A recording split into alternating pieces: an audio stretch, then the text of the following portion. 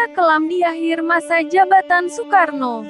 Tak punya uang hingga ajudannya nekat selundupkan ini. Situasi politik nasional pasca terbitnya surat perintah tanggal 11 Maret Supersemar 1966 mengalami banyak perubahan. Khususnya untuk Presiden Soekarno yang kekuasaannya berkurang secara perlahan dan berpindah ke tangan Presiden Soeharto. Tidak hanya kekuasaan yang berkurang dan menghilang, kondisi kehidupan Soekarno juga berubah drastis.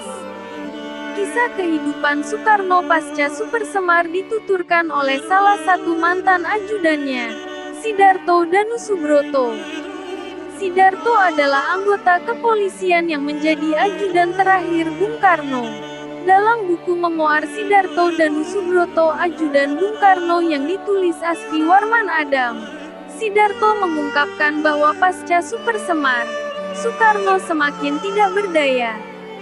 Sang proklamator pun tidak mendapat kejelasan mengenai pembayaran gaji serta uang pensiun seorang presiden. Sampai pada di satu titik, Soekarno kehabisan uang untuk pegangan atau sekadar untuk menutup keperluan hidup selama menjadi tahanan kota di Wisma Yaso. Sidarto masih ingat ketika Soekarno memintanya mencarikan uang. Soekarno lalu meminta Sidarto menemui mantan pejabat rumah tangga Istana Merdeka, Tukimin. Dari Tukimin, Sidarto berhasil memperoleh uang tunai 10.000 dolar AS untuk diberikan kepada Soekarno. Selanjutnya, Sidarto mencari cara agar uang tersebut lolos dari pemeriksaan penjaga dan sampai ke tangan Soekarno. Ia lalu memasukkan uang itu ke dalam kaleng biskuit dan meminta Megawati Soekarno Putri menyerahkannya kepada Soekarno.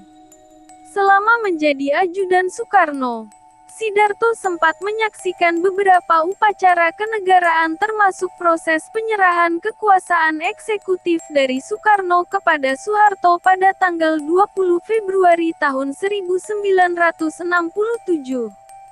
Sejak saat itu, secara de facto dan de jure kekuasaan berpindah dari Soekarno ke Soeharto.